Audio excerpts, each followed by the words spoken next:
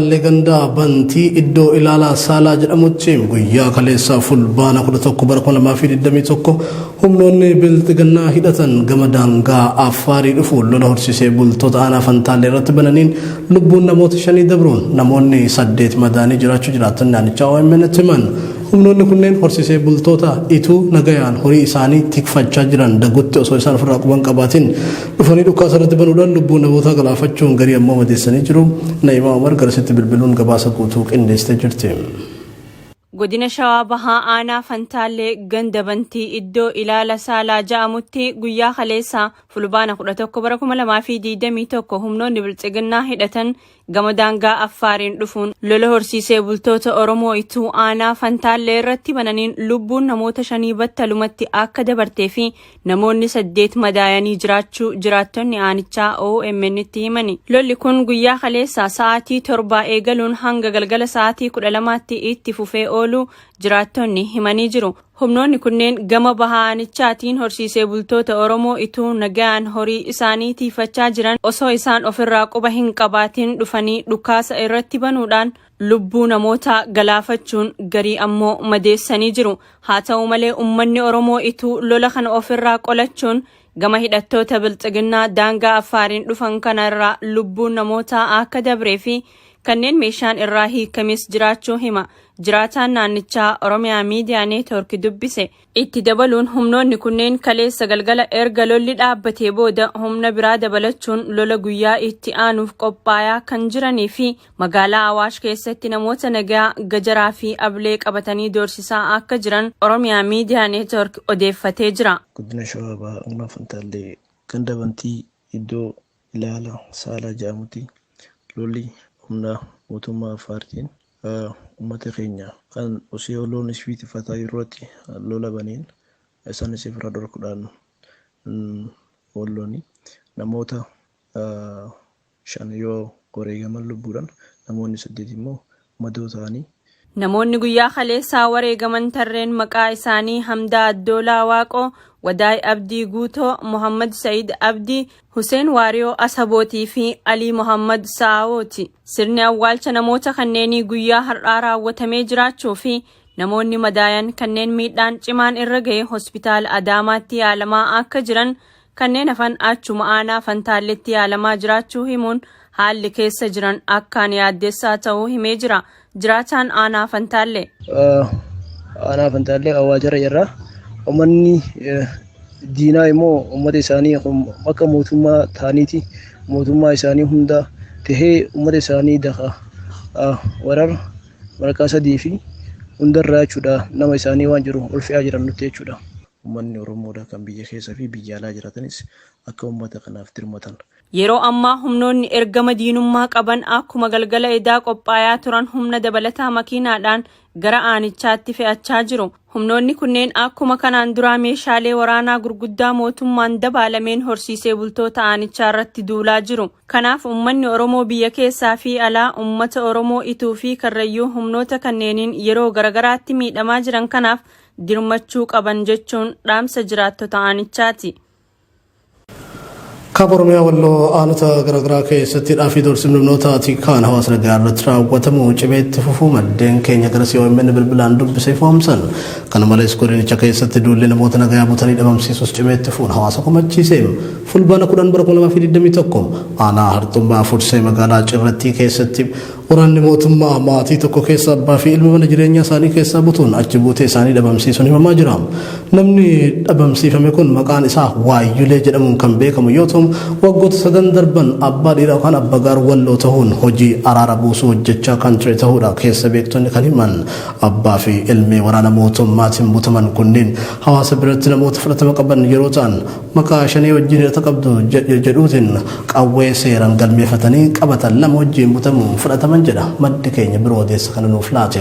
Waanuma kanatti nama maqaan isaa Yaasiin Sa'iduu jedhamu maqaa shanee jedhamutti moggaasuun gara hidhaa geessan. Yaasiin nama siyaasa irraa bilisa tahee fi horsiisee bulaa maatii isaa jiraachisuudhaan torbanuma kana keessa maqaa shanee fi juntaa jedhutti moggaasuun horsiisee bultoota irraa qawwee 10 hiikanii jiru. Gabaasni kan Faayizaalee Stream.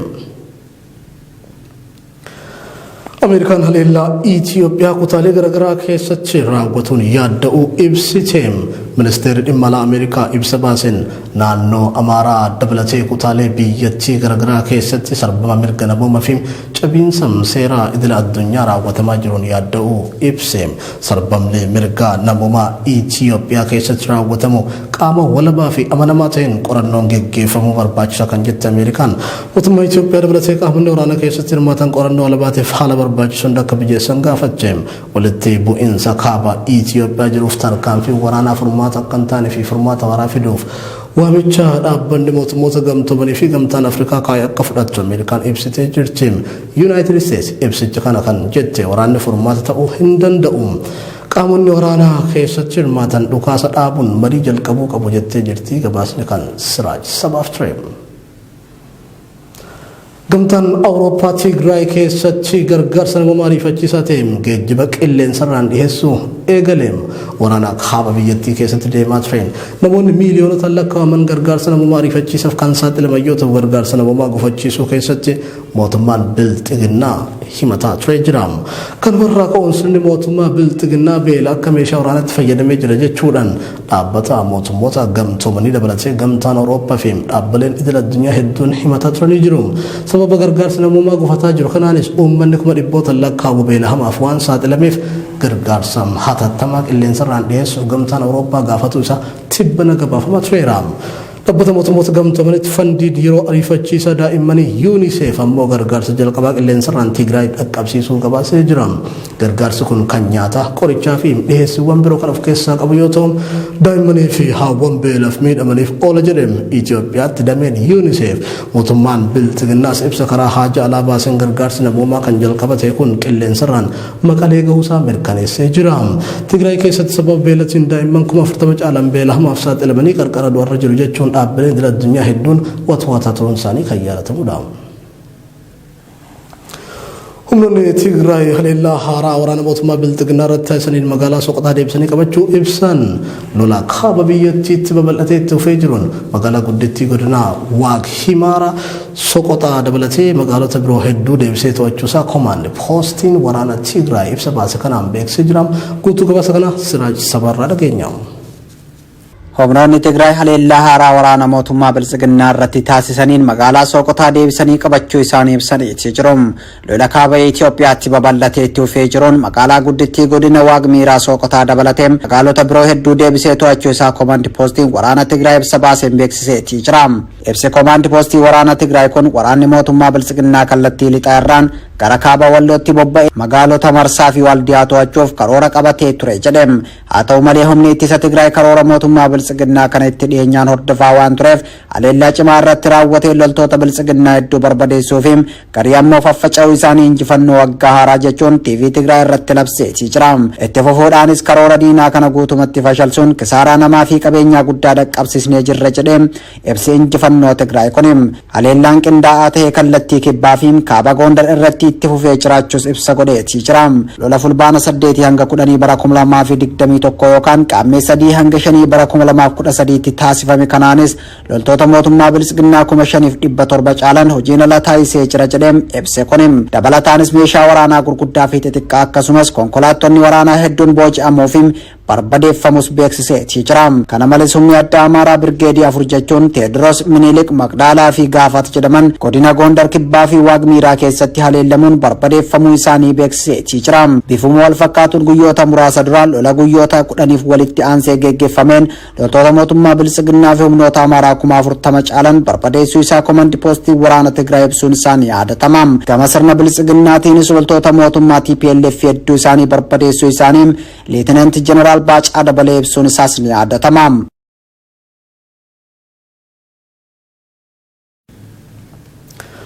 Oduu keenya xumuraatiin reeffi Roobert Mugaabee bakka awwaalame bahee bakka biratti akka awwaalamu murteen dabruun gabaafame. Pirezidaantiin Zimbaabuwee duraanii Roobert Mugaabeen bara 2019 ganna 95tti boqote. Reeffi isaas ooyiruu maatii isaa keessatti naannoo maqeetti awwaalame.